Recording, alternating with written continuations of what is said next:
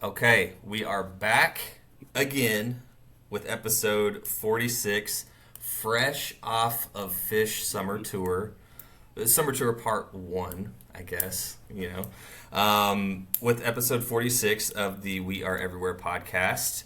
And today we have on Pat Quinn, straight out of Pennsylvania. And we've been talking back and forth on Instagram on the podcast Instagram page.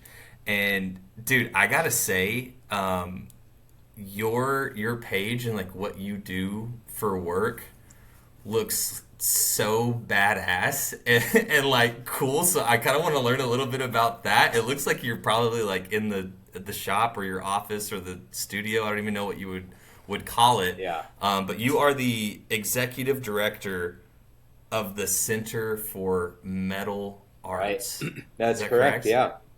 Yeah. Dude, dude, yeah, I was looking at your page and I was like, so is that like, are you like a, I don't know if this is the right term, are you like a blacksmith or is that like a antiquated term or like what? Like Well, you're doing a bunch of cool shit. You're making a bunch of cool yeah, shit. that's exactly what I am. And Center for Metal Arts is a Okay. not-for-profit school that runs workshops and classes in the craft of forging, which most people associate with being a blacksmith. So yeah, we heat up metal and we hammer it into shape, make it a variety of different objects and tools and things like that. But also focus a lot on creative work and sculpture as well. So using like a really traditional craft in a modern context. And fortunately, we're in this like very historic location in western Pennsylvania, close to Pittsburgh, in an old steel mill town. And Center for Metal Arts has reoccupied this 1850s industrial blacksmith shop, and I'm in the process of restoring all of the old tools and equipment because they've been left on site. So it's really exciting.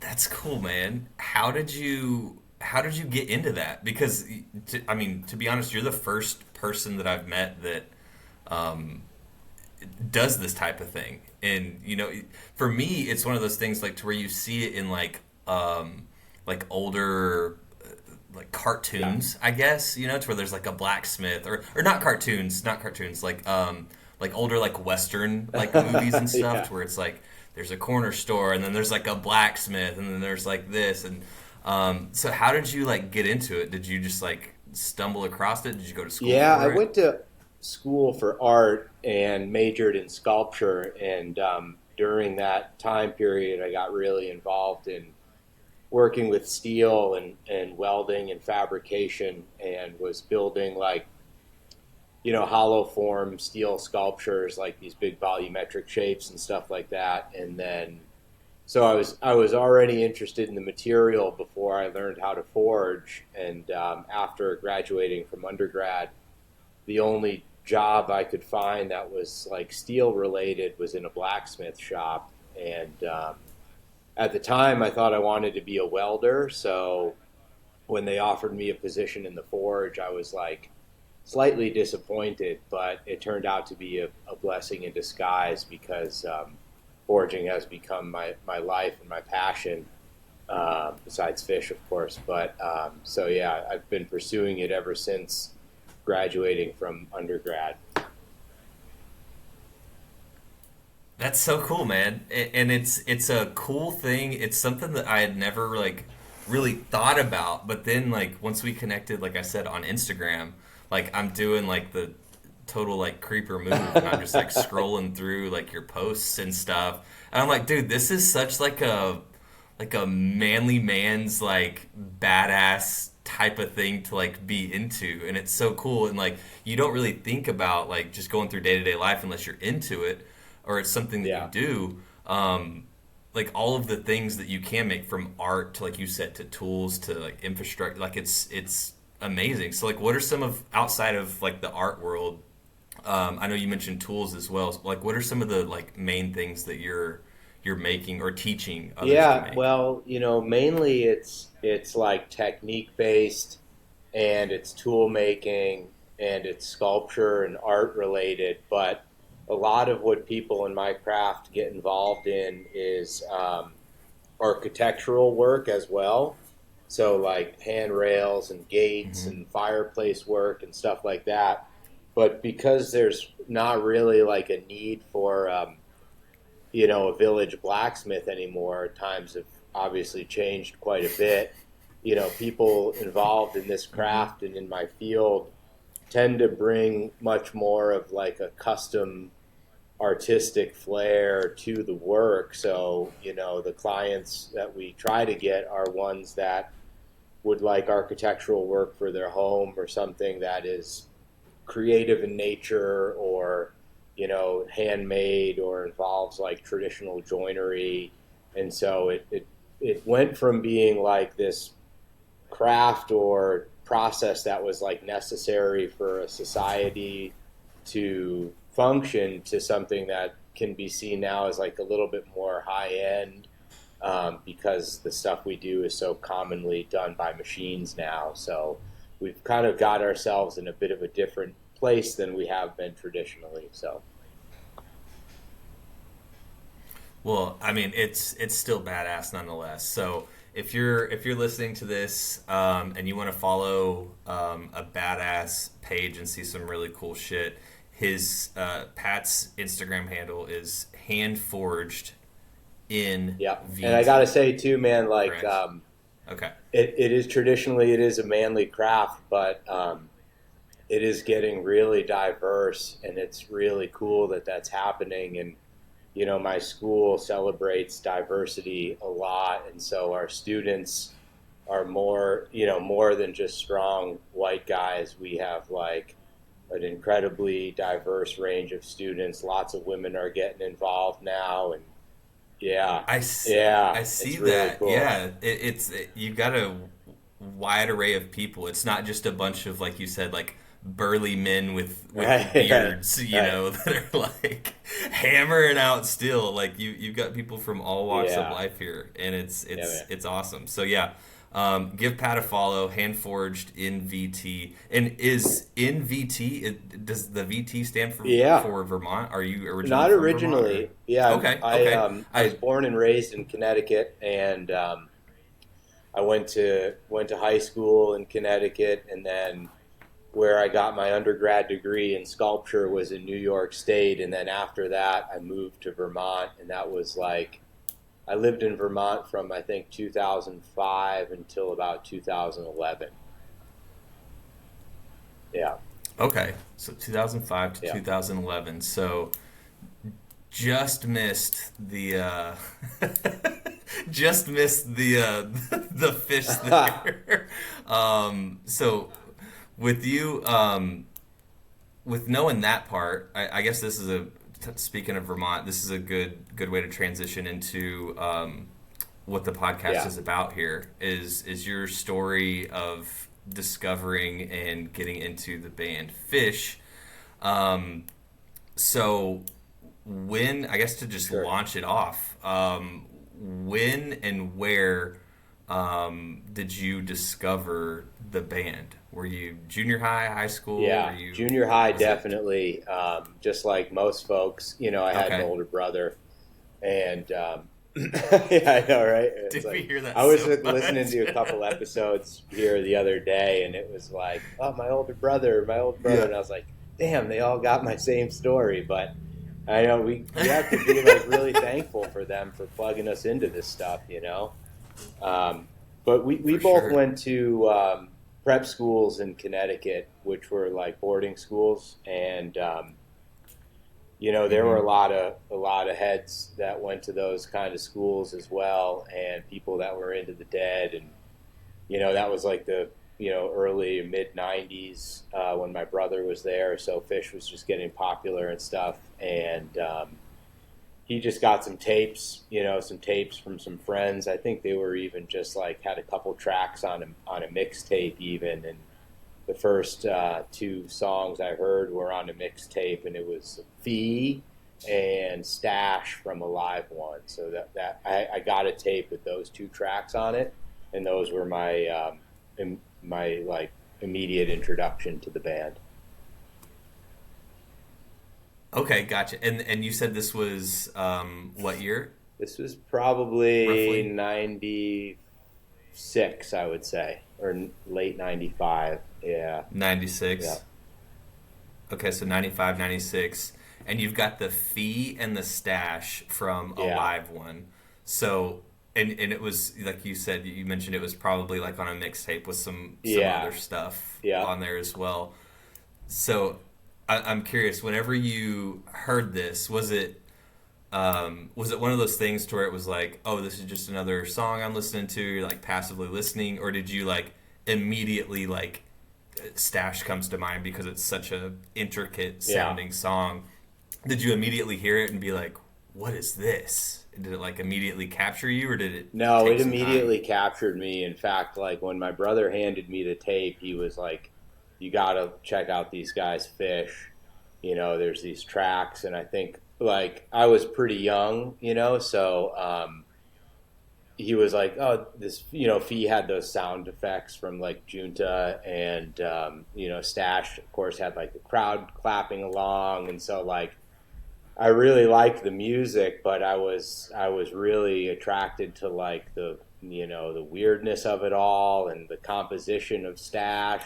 I think was like easy to get hooked with, and yeah, immediately I was like, this is really awesome, and I felt like it was pretty easy to get involved with because my brother kept listening to them, and like we as a family were pretty familiar with the Grateful Dead and had an older cousin that was like going on some Dead tour in like the late 80s and early 90s and stuff. So like that kind of culture and growing up in New England wasn't really foreign to me, you know what I mean? Yeah, yeah. So you had already.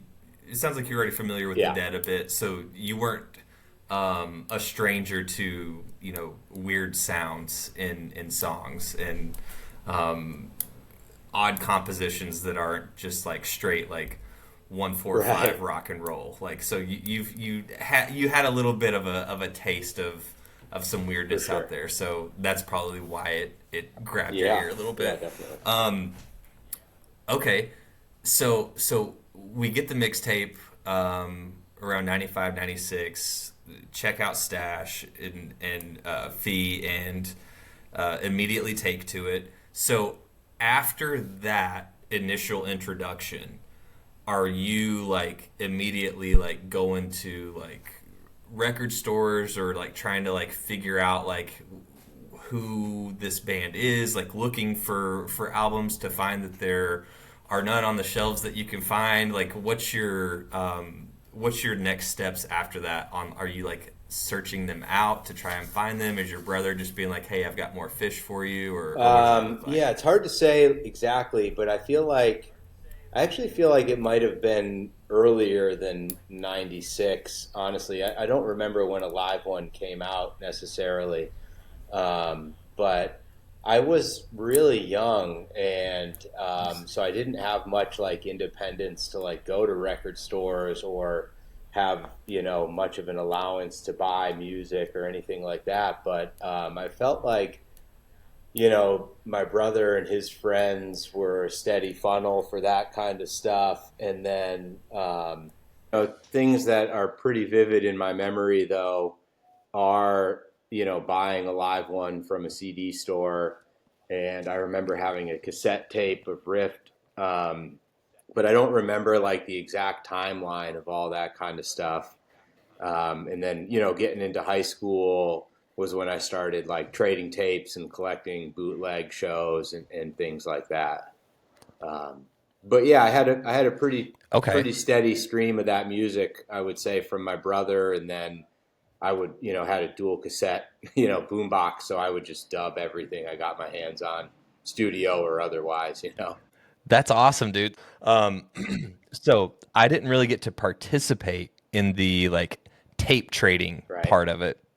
So I'm always fascinated to like hear people that hear from people Yeah, that yeah, did yeah, do that, because it's I almost like it's almost like I yeah. take it for granted of like how easily accessible Fish has Right. been to me since I got into them because I didn't have to like wait for a tape to like come in the mail. Yeah, and I'm glad we kind of are touching on that, man, because like I think that was really a big part of what got me so interested was the community aspect of the tape trading, and I never really like knew somebody who had like direct access to soundboards or anything like that. So my tape trading sort of story is more just like friends and friends and like so I was getting a lot of like second generation sort of stuff, but the community aspect of the tape trading I thought was really fun, and it was really something that kind of like sucked me in. And I talk about this a lot with some of my friends now, the difference between then and now, and it's like it's all great, right? But I just loved the lore of it all back then, and like really having to like search for tapes, or like one tape could be like so coveted, you know what I mean? But like I just that whole aspect of the community really sucked me in. I think also like I wanted to mention the first like soundboard tape I ever got was for 1692, and this was this show in California at the Anaconda Theater, and it was like heavy Gamehenge with lots of narration, and it was the first time I ever really got like a close to soundboard quality show, and I friggin' wore that thing out, man. And to this day, like thanks to re-listen, like I go back and listen to that show all the time, and it just has such a special place in my heart. So if anybody wants to like check that out on re-listen, there is the soundboard, and it is like 100% like what got me. Like I was nibbling on the bait for years, but then getting my hands on that tape was like setting the hook for sure. So for 1692, I wrote it down because I always like to whenever I'm doing the uploading of these, I always like to listen to like people's first shows or like people's favorite jams, just to kind of like get in the spirit of like where their head's at, because sometimes you'll hear like the same, the top 10, like favorite jams or whatever, but every once in a while you'll get something a little bit different to where it's like, oh, okay, I'm not familiar. Like I'm not familiar with 41692. So, but it is April 92, and I know that spring 92 is Fire. absolute Yeah. just Trey. Dude. Trey's out to prove that he can play the fucking guitar there, dude. And I love Spring 92, so I'll definitely throw that on afterwards. It's really shreddy for sure. And like, I guess maybe I had a thing with lore, but the whole Gamehenge thing was like, I couldn't get enough of it, right? And like, the songs are super well composed, and I was like pretty young, so the story was like really interesting. And then there's like these reoccurring characters, and like so when other songs would show up on other tapes that I got over time, you felt like an archaeologist, like putting all the pieces together. Like I'm gonna find out what happens in this story, you know what I mean? Because it like wasn't available, so that was like really interesting to me. I have to ask this now, with you being like super into like the Gamehenge, and that's kind of like part of what hooked you. Have you seen any of the few times that they've done a full Gamehenge? Never have. No, not even the most recent one. Yeah. I feel like there's just a handful of people who can say yes to that. So I am like I'm fortunate enough to have caught the majority of Gamehenge tracks. So I'm jumping ahead a little bit, but I would say when you ask me what song I'm chasing, it would probably be Harpua. I've never seen a Harpua, but I've gotten most everything else, and Forbin, Mockingbird, Iculus, Tila, of course, Lizard. So like I do feel like, as a huge Gamehenge fan, I do feel very fortunate that I've at least gotten to catch those in sporadic shows and stuff, but I've never seen a full one. You've got the hard ones out of the way. like a Harpua, you would think like that. I mean, that's gonna happen for you to where you're gonna have the I hope full, so. Yeah. you're gonna have the Right. full Then I set. can make Yeah, my own and that'll be playlist, cool, man. of like the game henge that I saw from all the different shows or something like that. Yeah, dude. I was just about to say that. That would be such a cool, and I don't know why I've never thought of that before. Now I feel like I've got to go through my own one from the ones that Hmm. I've seen. That's a cool idea, and it's obviously, I mean, someone has obviously had that thought Yeah. before. Like we're not claiming that this is a super original thought, but it is one that I Yeah. haven't had. Yeah. So Yeah. that's cool, dude. You'll get the Harpua Yeah. soon. I mean, I hope you've so, got man. to. I'm optimistic too. So, So that's your chaser. How many shows have you seen? I'm in the low 40s right now. So I think I'm at like 42 or 43. Yep. Okay. And when was the first one? Fall 97. What a great time. I've, Fall 97. Do you remember the actual date? yeah, it's like 11/26 Hartford Civic Center. I think I was, I don't know if I was a freshman in high school or what, but yeah, I was able to catch that. And then, I don't have a very high show count because I've never like had the lifestyle where I could like go out on tour or whatever. So I'd really just see like a couple shows a year, and definitely took some time off in like the 2000 teens and stuff like that. Not intentionally, but just from like location where I was living and stuff. So, yeah, but 40's good in 40s, and I've really happy to have seen him back in the 90s and 97, of course, and then catch a couple shows every year. So that's kind of where I'm at with that journey. In my opinion, something that's cooler than having a high show count is being able to say that you saw the band, like your first show was fall 97. Like if, Yeah. I mean, if you're any type of, if you know anything about Phish, like that's kind of the, like, I mean, you can make cases for each era and each year, right? But Hmm. that's one that's pretty much like everyone is like, hey, yeah, it's number Yeah. one, if not number two. I mean, it's in the Yeah. number one discussion for sure. So Yeah. you've got that part. So that's pretty badass. So, Yeah, totally. And I hear you, man. I feel like I'm super fortunate, and I don't take that for granted. I just wish I knew then what I know now, because I was so young.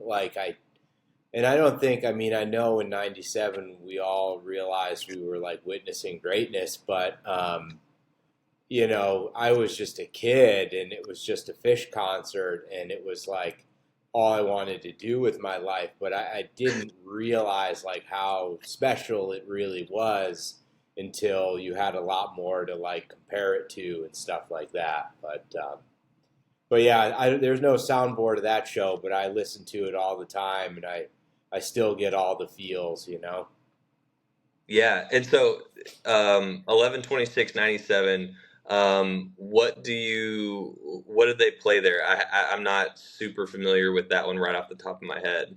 Like, what do you remember the Well, most about they opened with Tweezer, which is always great. And at that point, or in this audience recording that's on re-listen, and I had the tape for a long time too, and they sounded the same. Mike was like super high in the mix, and I love like I'm the biggest Mike fan in the world. So when he's really high in the mix, I'm super happy, and it was just like, and everybody's gonna go, yeah, duh, it was 1997, but it was just the funkiest shit ever. And but one of my most vivid memories was 2001, and I wasn't like too familiar with that as the cover. Like it might not have been on any of the tapes I had collected or something like that, but I knew it from the film, right? Or I knew it as a cover, and I was like familiar with like the tone progression and stuff like that. But it? even back then, Kuroda's the light rig was awesome, and I was like, it felt like a flying saucer was like landing in the Hartford Civic Center. It was just so cool, and Yeah, just start to finish, it was all bangers and it was all good. Like, I hope one day they do release a soundboard of that show, or I hope they do like what the Dead did with Europe '72 and just release the entire tour as a box set. You know? Dude, and it's funny that you said that because I was talking with one of my buddies about that.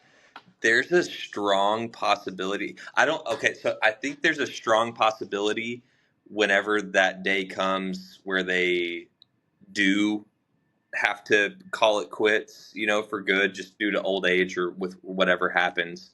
Yeah, But they have all of that, and they're not. They know what they have yeah, and what they're sitting on, and they could yeah, absolutely do that yeah, and release it the same way, Europe 72 style. And yeah, all of us are just gonna eat it up. yeah, Because if we're not yeah. gonna be able to give our money for, to go on tour, to go see them live, we're damn sure gonna give our money to see and have that. So, dude, Absolutely. Yeah, I mean, that is their Europe 72. I mean, I once agree. again, you I could make agree. cases. You can make cases for other runs and other years, but like Yeah, fall '97, yeah, it's the cow funk, dude. yeah. Um, that's so cool. One of the other things that I like to ask, speaking now that we're like talking about like kind of decades and years and stuff, and it may just be right where we're talking about it. What's your favorite year of Phish? Is it '97? It is. Yeah. Yeah.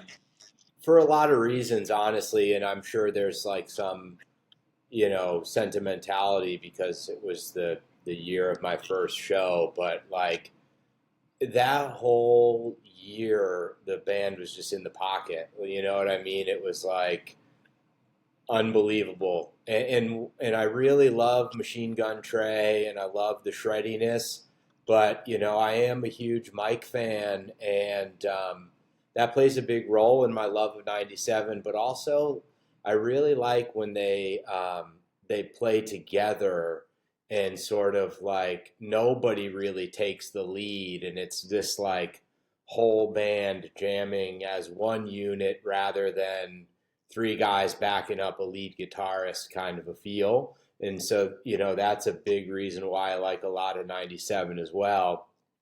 And that's also a big reason why I like a lot of '99 because it was like a little spacier and like, I love that ambient kind of. I love the funk siren. Anytime Trey does the funk siren, I'm into that Yeah. kind of like that indicates like a good sound for me. Yeah. Yeah. Yeah. Yeah, dude. Dude. Yeah, I mean, there's a whole box we could unpack with '99. Yeah. But yeah, to your point of '97, I'm just as much of a fan, like you said, of Machine Gun Trey and like hearing like how many notes he can hit in a minute. Like I love that type of shit. And it kind Yeah. of really just depends on, it's all like mood based, really, right? So Yeah. like if you're Yeah. feeling that, you're in the mood for it, like yeah, like let's hear some like Trey when he's 24 years old and just fucking playing for his life, right? Yeah. But there's Yeah. there's also a space for to where like to how you put it, which is a great way to put it, like to where they're like you're not necessarily listening to them back up, one person. They're playing as a Right. cohesive unit, and Right. if that means Trey's falling back and Mike's groove, or not Mike's groove, but like Mike, Yeah. the groove Yeah. that Yeah. Mike is playing Yeah. is kind of leading, or if Fishman's leading, it's more of like them finding that pocket, like that hay exercise, right? Like you find your Right. spot Exactly. in the Yep. hole. And dude, I mean, how many other band like this is the part where I start to nerd out on it and Mhm. like lose the vocabulary to try to like, because I know what I mean in my brain whenever I'm talking about it, but it's hard to describe it to other people, I guess, who like aren't into Fish. But that's Yeah. where like how do you describe that to someone to where you're like, without, I guess, for the lack of a better term, like I guess mansplaining it or just like Uh huh. chomping over the song of like, hey, like, do you hear them? Like, they just locked in at that moment right there at Yeah. 25:42. Like, they all Yeah. locked in. Like, did you hear it Yeah. happen? Did you hear it? Yeah. And just, I feel like a crazy person trying to explain it to people that I'm trying to I get know, into man. Phish. But it's, I'm with you. I've dude, kind of stopped. I feel like, you either get it or you don't. And if you yeah. don't, that's fine. It's not for everybody. And, but for the people it is for, or for the people it resonates with, it's like really fun to talk about and really fun to like analyze. And that's another thing I really like about this band is there's a lot to research. There's a lot to dive into. It's like these things that these quests people do where you'll listen to like a whole tour or like every version of a song or stuff like that. I'm way into that kind of like analytical sort of data and like comparison and stuff like that. Oh yeah, dude. There's I had a guy on, I forget what episode it was. But he's listened to every in chronological order. He's listened to every Harry Hood that Mm-hmm. has been recorded or that there's Mm-hmm. a like documentation of. And I was like, dude, what a cool like task to take on. And I was like, why'd you pick Harry Hood? And the short of it, like he's obviously going to do a better job of describing it in the episode. But the long story short, it's a great way to start your day with positivity instead of Right. listening to anything else that could have any sort of like negative message. Like you start your Like the day off news. every Yeah. day listening to a fresh Harry Hood. It's like you can feel Yeah. good about Hood. Yeah. And I was like, Absolutely. that's so awesome. Yeah. And to be honest, after I did the episode, I tried to do that, but I fell off after I think like two or three. I'm not very Yeah. like I have to get some heavy momentum rolling with stuff like that to be able to stick to it. But very cool, very cool Yeah. thing to do.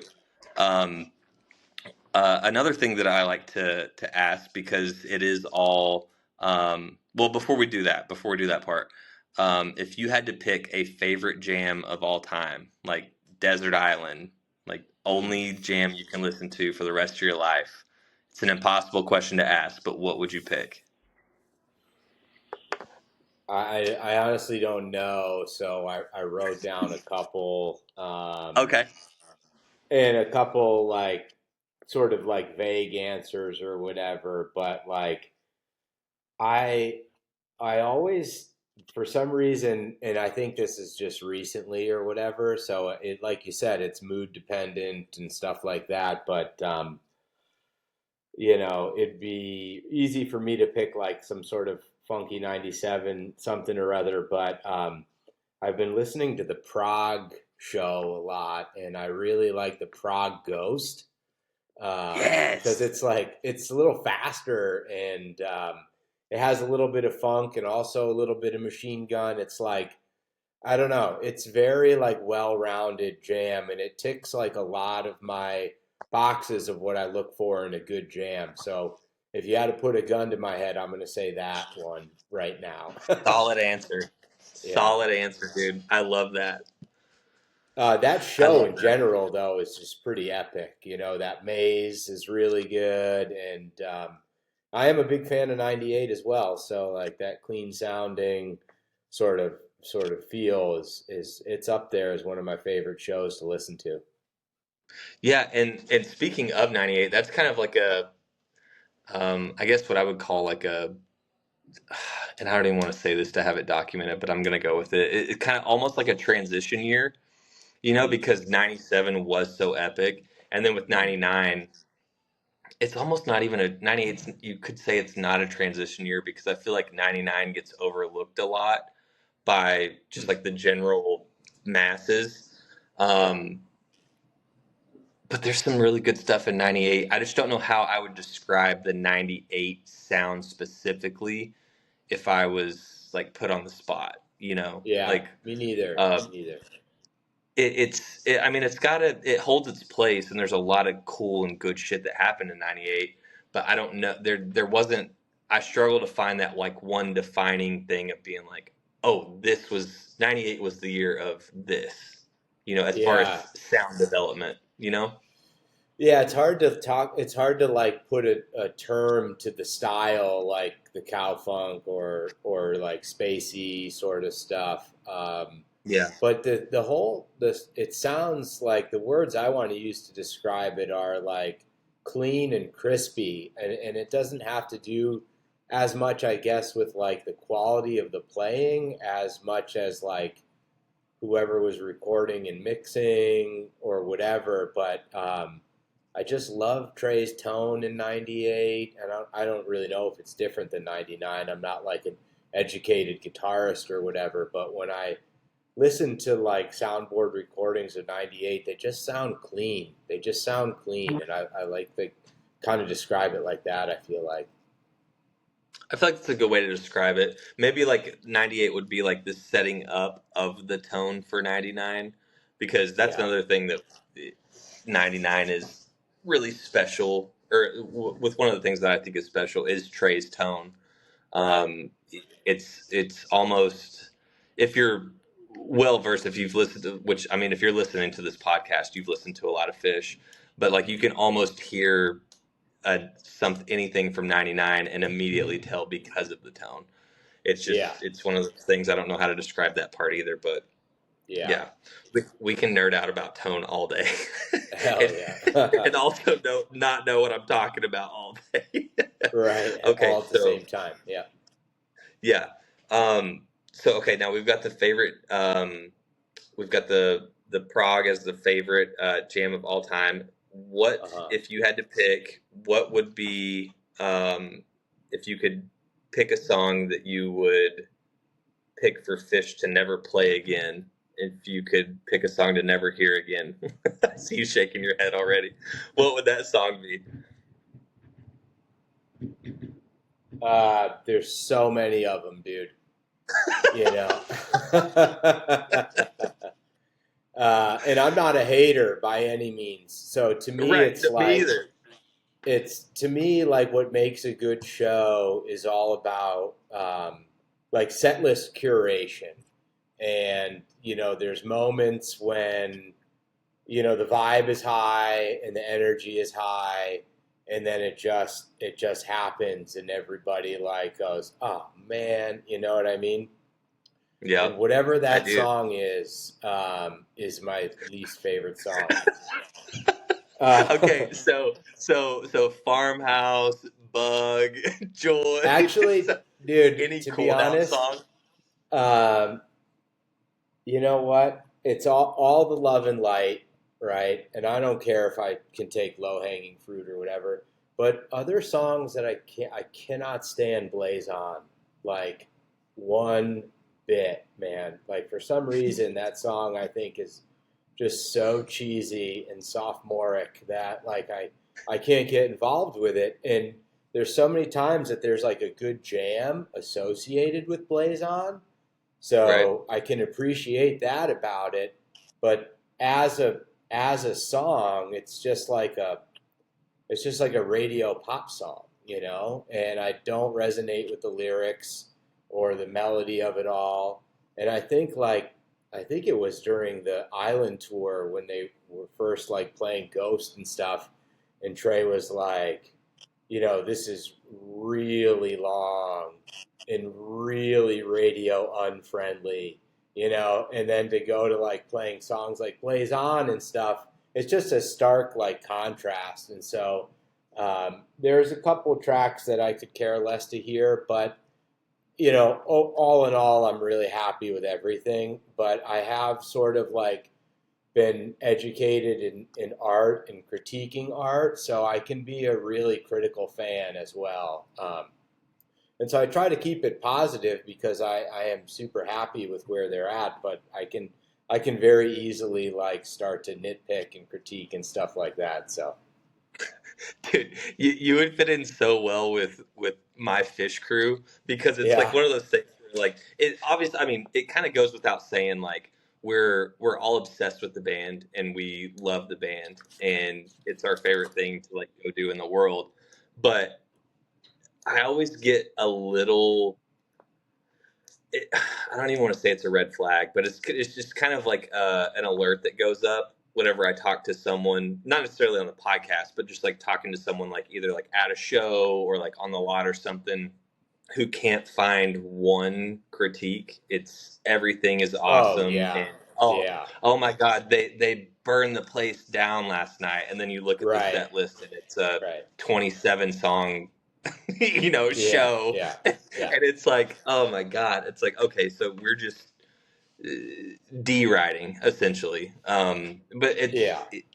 in that same, on the flip side of that, it's, like you said, it's art and it's subjective. So if someone goes to a show and sees 27 songs and there's no jamming, no type 2, and it's just a greatest hits love and light festival where everybody's hugging each other, and that's what they love and that's what gets them off, who am I to say it's Yeah, bad, for right? sure. That's But great. it's just Yeah, different strokes for different folks, and I think that's one of the beautiful things about this band is you're going to have people like that where it's, you can do no wrong, and I'm just hmm happy to be here and I love this shit and I'm hmm riding the Ruby wave, so to speak. yeah, And then you've got other people which are kind of what I like to, you know, not necessarily consider myself, but I would rather be around the people who can kind of recognize like, okay, we know what each person in the band is capable of, and we right. know the standard of what they can hit and what's possible. We've heard it, we've seen it, hmm and it's cool to like go and see. I would, on Fish's worst show, I would still rather be there than see any other band. Yeah, But at the same agree. time, I want to be able to talk about that and Yeah. be like, hey, do we feel like, Gordo like wasn't really feeling it this show? Like, do we feel like hmm Trey ripcorded that? Like, I want to be able to have that discussion of like, why did they do Yeah, that? Did someone yeah, have a yeah, headache? Is someone having yeah. a bad day? Um, Right. We have so no I feel like idea it's what's a going healthy on in their part. personal life. Exactly. Yeah, yeah, Yeah, and they've been together. They're like old friends, right? They can argue. They can, I'm sure, get at each other's throats. And I was at Pittsburgh this summer, and we got that like really epic what's going through your mind like 45-minute jam, and I was on the floor for that show, and I felt like the sound was off. And I don't know if it was because I was on the floor or what, but like I'm also, real attentive to like body language and all this kind of stuff. And I just felt like that they were having an off night at Pittsburgh. I thought set one was killer, man. We got like a lot of great tracks. It wasn't jam heavy, but it was well played, like most set ones, and great tracks. Even the slow down, cool off tracks were all good selections. I felt like, but then set two, that jam, and I love long jams, but I felt like Trey and Fishman were like arguing, and for 45 minutes, Fishman just had his head down, playing the drums, and it was honestly a sight to see. Like I've never seen a musician like push that hard. But there were moments where I felt like Trey was like glancing over at him, trying to find an out, like an exit strategy from this jam, and Fishman just wouldn't look over, like not once. And maybe I'm reading too deep into it, but I was like, it just felt like there's a weird dynamic there, and like to your point, you never know what's happening in their personal lives and stuff like that. But and yeah, I made a and it could. comment. Yeah, Go ahead. I made a comment about that, on social media or something, and I got fucking roasted for even like, even thinking critically about a show. People were just like, you would have thought I was like the biggest asshole in the world. But Dude, dude, welcome to my world, because every time that I record an episode, I get a message that either I have, misspoke on something, or that my take was wrong on something or something. So yeah, like, I yeah, mean, it's gonna happen. If you make a yeah, public declaration about it, right, especially with like how passionate all Fish fans are, like right, right, it's part of the territory. But that is one of those things to where like if you can feel that as an audience member, um it could have been, and we can speculate all day. Fish could have been having problems at home. He could have not felt good. Trey could have said something to him backstage of like, "Hey, Yeah. let's or you've been doing this a lot. Like, let's try to sync up on this." He could have been pissed off. It could be none of the above. You never know. Right. He could have been zoned out. He could have took an edible, and just been like, Right. "Oh my God, I forgot I'm playing drums right now." And then Yeah. like, so I mean, they're human, they're people, they're gonna have off nights. And another thing with tying it back into it being art and being subjective is like we could think that it's an off night and the band could think, like, oh, we killed that. Or you could think it's an off night and Oh someone else yeah. could think, oh my God, that was amazing. Because I remember we were Yeah. talking on Instagram after that show, and you were like, I don't know, it just felt off. And that was one of the ones that I didn't watch. Right. I looked at it on paper and then listened to it later. But whenever I looked at it on paper, I was like, oh, really? I was like, like the vibe was off. I was like, it looks great on paper. Like, I'll have to check it out. But Mm-hmm. you were there and you felt that. And I'm sure that you weren't the only person that felt that. You know what I mean? Yeah, and maybe I was though, like, because I'm pretty self-reflective, right? So maybe I was having an off night, you know what I mean? That's entirely possible because Yeah. I couldn't also like shake. I was like, man, something is wrong with Mike. Like he just didn't seem into it. And to me, like the quality of a show has a lot to do with like Mike's performance. And I'm starting to realize that the quality of Mike's performance also has a lot to do with what he wears. And he was like just wearing like jeans and a black shirt and like not like funky sneakers at all. But Yeah. I was just like, man, he's not into it.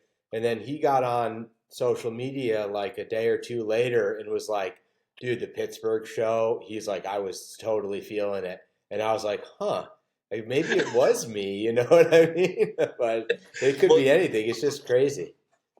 I mean, to be fair, Mike is hard to read, Yeah, because every single show, like, I don't know if I've ever seen him smile on stage. Every dude. single I dude, Trey's having the time of his life. Fishman's locked in, and then Paige is over there like being a little cutie pie, like he does every show, just melting hearts. But dude, can every I single show, Mike is just yeah. I feel you, man. I saw Mike smile for the first time ever at Saratoga Tweezer Reprise Fest. I was waiting to get into that. I was waiting to get into it because I knew you were there. But yeah, dude, I feel like that's a beautiful way to wrap this up because Yeah. we were once again talking on Instagram, like trying to figure out when we were going to record this. And between me going to Chicago and then coming back and you having stuff with school and then you going to Saratoga, the second well, I didn't catch the show because it was Sunday. I wasn't there, I had to get up and go to work. So I was like, I'll check it out the next morning. I woke up and was like, had 112 text messages, like looked at the set list. It was like, oh my God. And then I was like, Yeah. oh shit. I was like, Pat went to Saturday and Sunday. You didn't Yeah. do all three. You just did the two, right? I couldn't do Friday, yeah, so I just did Gotcha. Saturday and Sunday. Yeah. I'm really So thankful. lay it on me. Yeah. Lay it on me, man. I mean, obviously, best like show of the tour. I know, maybe of 3.0. I'm not sure, but it It's up was there. really, really special. There's not much I can say that hasn't already been said, but like, if I can just like talk about how I felt about it personally, which is, I had pavilion seats on Saturday and I had lawn seats on Sunday, and I was like really bumming hard about the lawn because I don't, I'm a little older and I like to like see the band, and I was worried I wasn't going to get a good vantage point, so I tried to strategize my day to like get there early enough to get a decent spot so I could see the stage. And I remember looking at my partner and I was like, I'm just really scared that we're going to get like a legendary show and I'm not even going to be able to see the stage. And so fortunately I got a good spot, and fortunately we got a legendary show. But it was like It was honestly, it was everything I could have ever asked for from a show. Probably in general, but definitely in 3.0. And it holds up to anything. And I am like, what do they call it? A jaded vet or something. Like, I have those tendencies for sure. And I'm Mhm. very critical. So like, I'm still glowing. I got goosebumps right now just talking about it, but I'm incredibly fortunate and thankful that that happened and I was there. Dude, I mean, you said it. You said it beautifully. I mean, and that's one of the things I guess to. I don't know why I'm talking to.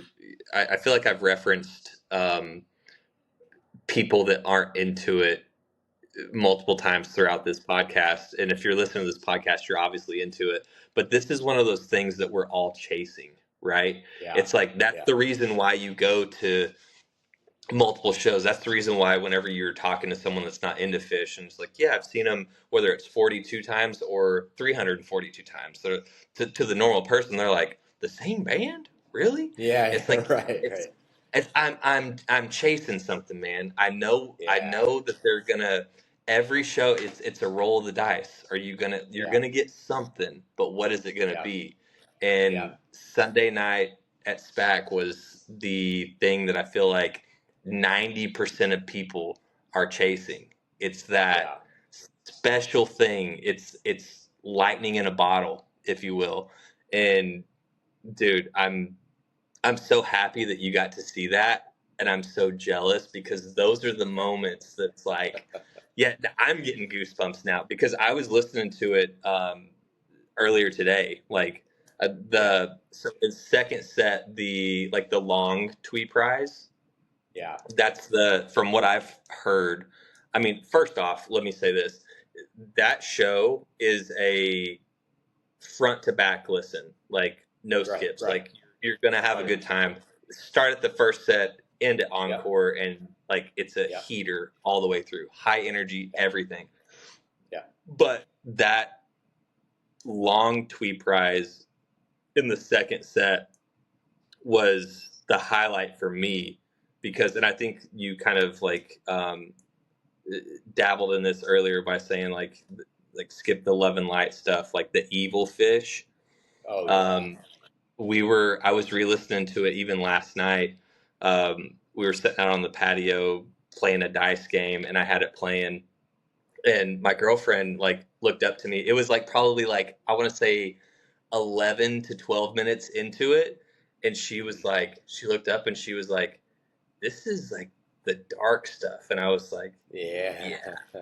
And she was like, I forget what she said. She said something along the lines of like, because it was like right at sunset. And so it's like all red out. We had a beautiful Yeah. sunset.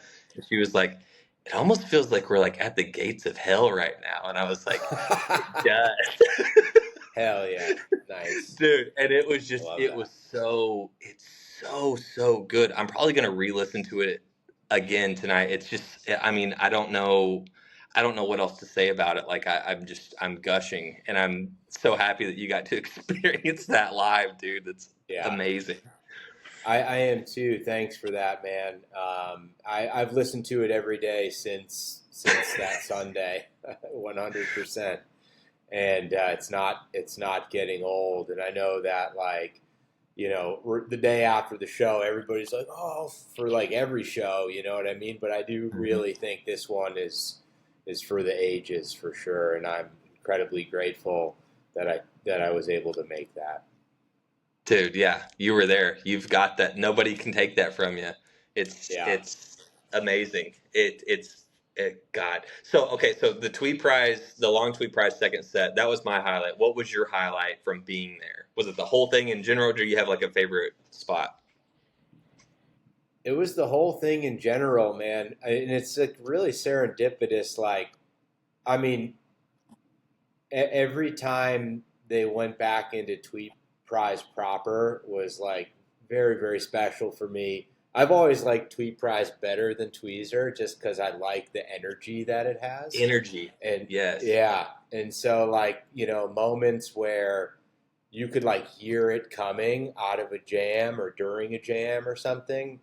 And then when the band like locks in and it gets to that like right key that Tweet Prize is in, it just like gives you butterflies in your stomach, and that happened like 5 or 6 times, so it was great, man. And it's funny because the Manchester show where they did a bunch of tweezers was like right before Pittsburgh, and I saw that and I was like, damn it. Like, and I was like, we're probably going to get a dud because that was the show before Pittsburgh. And that's probably why I went into it with kind of a negative attitude. But to have thought that, like, I even looked at my office manager and I was like, man, I want a tweezer fest, like a whiny little kid, and then I got a Tweet Prize fest. So I'm really happy. Dude. And with it being like, because like on paper, if you were to look at it and not hear it, you could almost be like, okay, that's a novelty, right? Because they're doing Tweet Prize instead of tweezer. But dude, it's anything but a novelty. And so like, I'll be really like, I'll go out as far as to say like, I don't think that will ever happen again with it being Tweet Prize. So I mean, that's just another thing that makes it so special. It's It really is. I mean, I'll be curious to see how it holds up, as far as obviously like it's gonna hold up, but I mean like in like the realm of comparing it to other shows, if you will. You know what I mean? Like ratings wise on .net or whatever. But yeah, I'm so happy for you, man. That was an awesome one to catch. It's funny too, man, because like, I had a couple friends from around here that were going, and it was a really difficult weekend for me to make from a work perspective. And I put some shit in place to like, I wrote it off. I was like, man, I can't go all the way from Western Pennsylvania to Saratoga for a couple shows. And then I got miracled those tickets for Sunday. Right. And I was like, oh, okay, like free tickets. Like, let me see if I can make this work. And then a Saturday ticket popped in my lap. And then I was able to combine the trip with like a little bit of work business.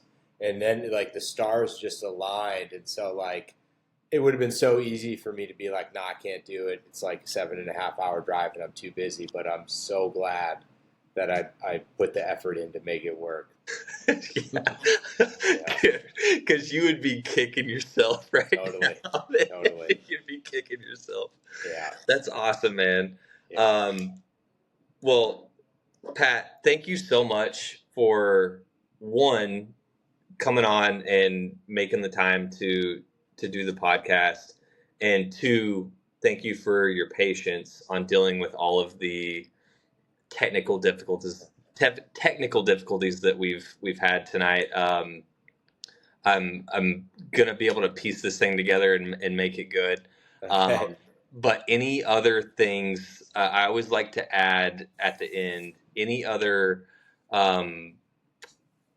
special memories or anything special like from a past tour, favorite memories from Phish that you are comfortable or want to share, anything crazy that's happened over the years you've been seeing Phish. I know you've seen them in pretty much every era, so I think the one that really sticks out to me was when I got a Forbin Mockingbird, and I had really been like chasing that shit my whole Phish life, and sure.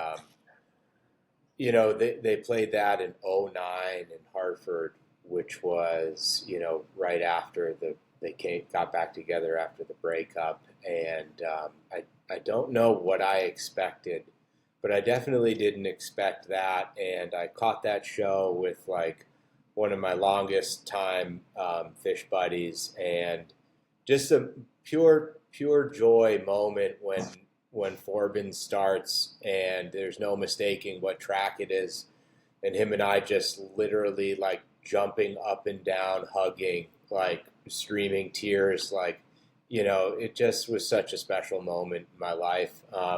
in my life with this band and my life with my buddy and all that kind of stuff. And I think that is my very favorite moment in seeing these guys. That's awesome, and it's part of your piece together game Yeah. that you're Yeah. gonna have, and a lot of people don't have, that. I mean, if the only thing that you're missing is Harpua, um, a lot of people's only thing that they're missing is the Forbin's Mockingbird show. Right. So you've got to up there, but yeah, dude, I can see how that's special. Like everybody has that one that they're like that means a lot, and it's one of those things to where like I know you said like you're crying, like if you've never cried at a Phish show, like Yeah. it's one of those things like you can't really explain it to anyone unless you've experienced it. So that's Right. cool, man. I'm glad Yeah, that you've man. got that too. Me too. Thanks, dude. Appreciate that. You bet, And I man. want to say too, thanks for doing this podcast. It's really fun, and you're doing great work collecting all these stories. I listened to Guess the Year podcast with the Grateful Dead. Do you listen to that? I've heard of it, but I can't say that I've listened to it. It's really awesome. But my favorite part of that podcast is all of the contestants' stories about how they got into the band. And so, you're doing that with Phish, and it's really enjoyable. And I want to thank you for putting this all together. Well, thanks, man. I really appreciate that. It's one of those things to where there's one of the biggest parts about this is the community, and every single person has a unique story. I could do an episode every day for pretty much the rest of my life talking to someone new, and hear a different story every time. And so it's really just about meeting everybody that's in this weird family that we're all in, 100%. and making new friends and hearing unique stories. So thank you for saying that, and thank you for Yeah. taking the time to be on. Thanks for It's having been me. cool getting to Yeah. know you, man. I appreciate you. it.